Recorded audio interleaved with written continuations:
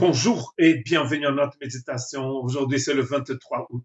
Je continue de méditer avec vous sur l'importance d'être un disciple du Christ Jésus, quelqu'un qui est né d'en haut, qui est né de Dieu. Pour m'aider dans ces méditations, je suis en train de lire et de méditer avec vous dans une prière de Paul que nous appelons la prière de la prison. Vous allez trouver aussi cette prière dans Éphésiens, une prière similaire, bien sûr, et dans Colossiens, les deux autres lettres de la prison.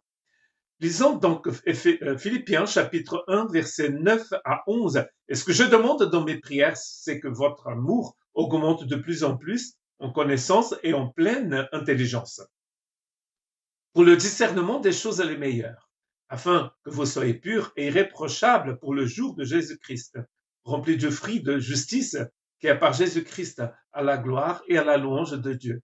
Nous sommes arrivés donc dans le verset 11, dans cette partie de la prière où Paul, en fait, finit sa prière en disant tous les éléments de ma prière vont en fait s'accomplir, euh, voilà la raison pour laquelle je prie. Je prie que vous soyez finalement remplis du fruit de justice.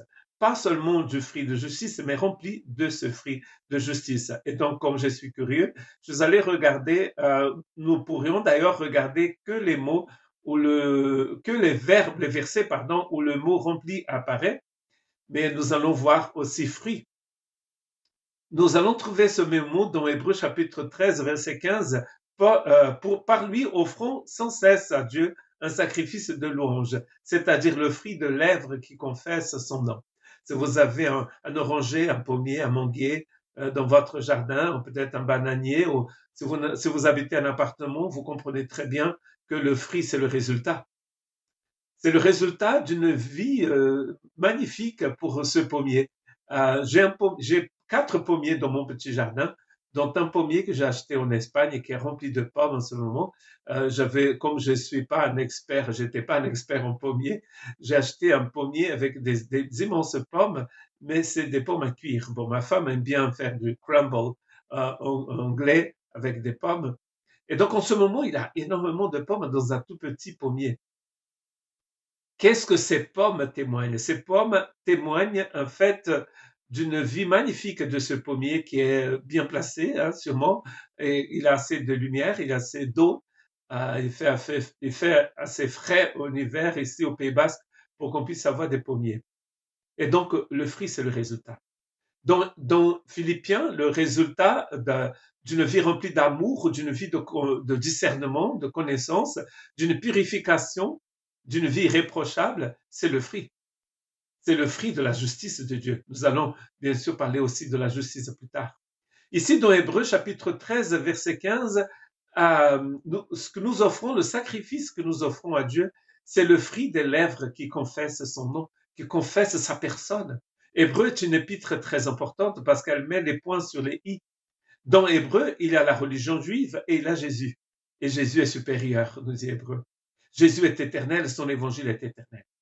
Pourquoi allons-nous rester attachés à l'ombre quand nous avons l'éternité avec nous? C'est le message d'Hébreu. Et donc le résultat de ce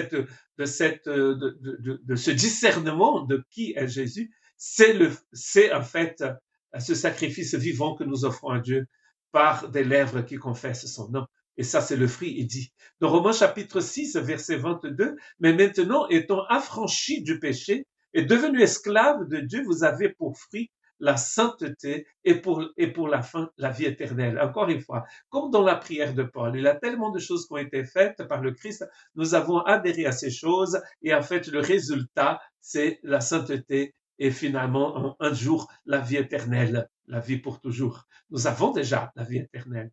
Vous voyez que la sainteté ici, c'est le fruit d'une libération. Nous avons été libérés de l'esclavage du péché par Dieu. Dieu nous a donné une nouvelle vie en Christ et le fruit de tout cela, c'est la sainteté. C'est-à-dire, parce que saint, ça veut dire mis à part. C'est-à-dire que chaque jour de votre vie, vous allez être de plus en plus comme Jésus, vous allez marcher de plus en plus comme lui, vous allez être saint.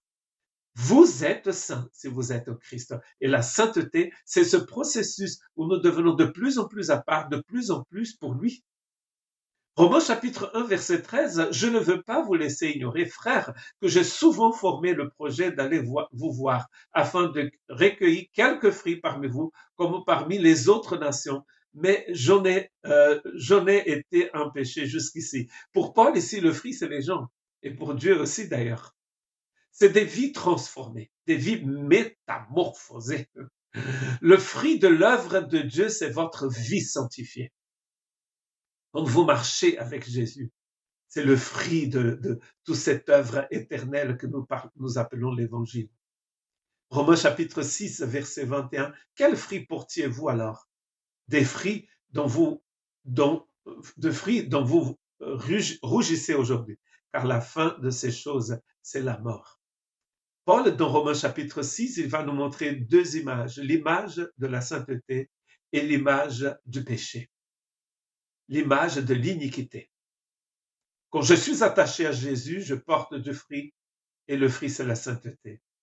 Ici, il dit aux Romains, quand vous étiez éloignés de la vie éternelle, quel fruit vous portiez? Aujourd'hui, vous avez honte du fruit que vous portiez avant. Il est très important de comprendre une chose. Vous n'avez pas à faire des efforts pour produire cela. C'est un fruit. Le fruit, c'est le résultat.